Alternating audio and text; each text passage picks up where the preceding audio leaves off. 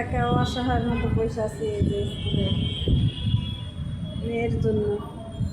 মেয়ে পুরো ক্লাস করতেছে, 7টা বাজে, মাগরিবের নামাজটা পড়তে পারলাম না। আমি এখানে যে বসে আছি। এতক্ষণ অনেকে ছিল, সবাই চলে গেছে, আমি একা আছি, বসে আছি।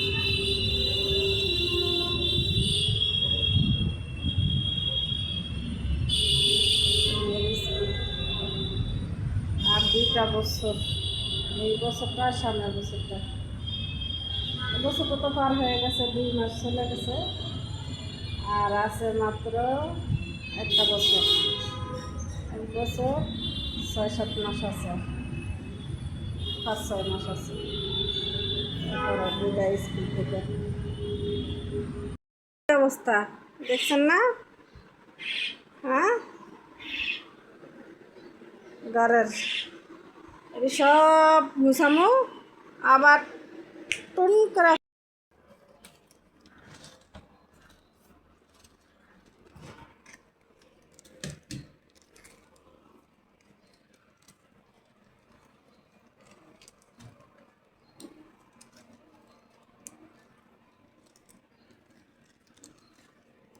এখন আমি ঘরটা ঝাড়ু দিয়ে নিতেছি, ঘর দুয়ার ঝাড়ু দিয়ে ওই ধারে রান্না করতেছি পাবদা মাছ দিয়ে, তারপরে দুন্দুল আলু দিয়ে আর ঝিঙ্গা দিয়ে।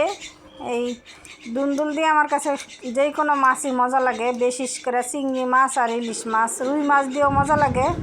এখন আমি ঘর দুয়ার ঝাড়ু দিয়ে একদম ঘর দুয়ার ঝাড়ু দিয়ে চাদর টাদর বিছায় সব সাফাচি করছি। বালিশের কাবার দুটো পাইতেছি না, এই জন্য ভরতে পারি নাই। আর এখানে আমি এই যে শেষ গুছানো শেষ, আর এখন এই যে বিছনা টিছনা, এখন আবার এই যে চাদর মাদর রেডি উড়াইতেছি, জাজিম টাজিম সব গুছাইতেছি। গুছানো শেষ, এখন এই যে রান্না বান্না করবো। একদিকে রান্না করতেছি আর একদিকে ইয়ে করতেছি, এই যে দুন্দুল দিয়ে পাবদা মাছ আলু দিয়ে দুন্দুল দিয়ে রান্না করবো। এখানে ডাইল এনে রাখছি আর ধনিয়া পাতা দিয়ে রাখছি। এখানে ভাত চুলাই দিয়ে দিছি, আমি রান্না বান্না করতেছি, আপনাদের সাথে শেয়ার করবো ঘর দুয়ার কীভাবে আমি পরিষ্কার করি।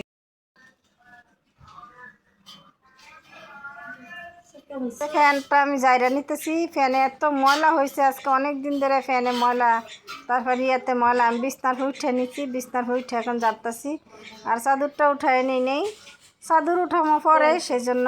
আর এখানে আমি কথা বলতেছি আর এই যে ঝাড়ু দিয়ে নিতেছি। এই ঝাড়ু দিয়ে হুল ঝাড়ুটা আমাদের বারান্দা থেকে বীজা নষ্ট হয়ে গেছে, এর জন্য হুল ঝাড়ুটা দিয়ে ঝাড়ু দিতে পারতেছি না, ঝাড়ু দিয়ে এই ঝাড়ু দিতেছি।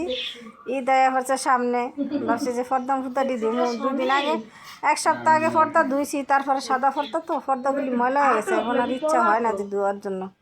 মন ভালো থাকলে সব কিছু করতে ভালো লাগে, আর শরীর মন খারাপ থাকলে কোনো কিছু করতে ভালো লাগে না।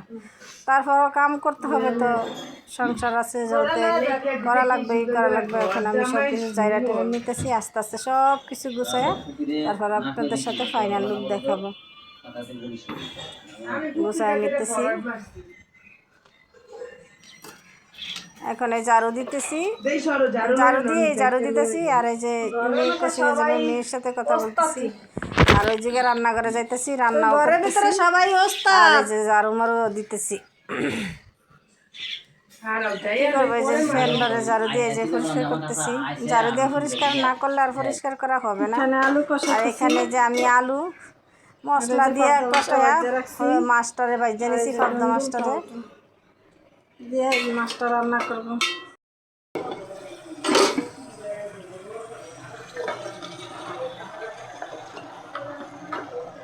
মনে হইতেছে না অনেক দুন্দুল, কিন্তু দুন্দুল না, অল্প দুন্দুল হয়ে যাবে।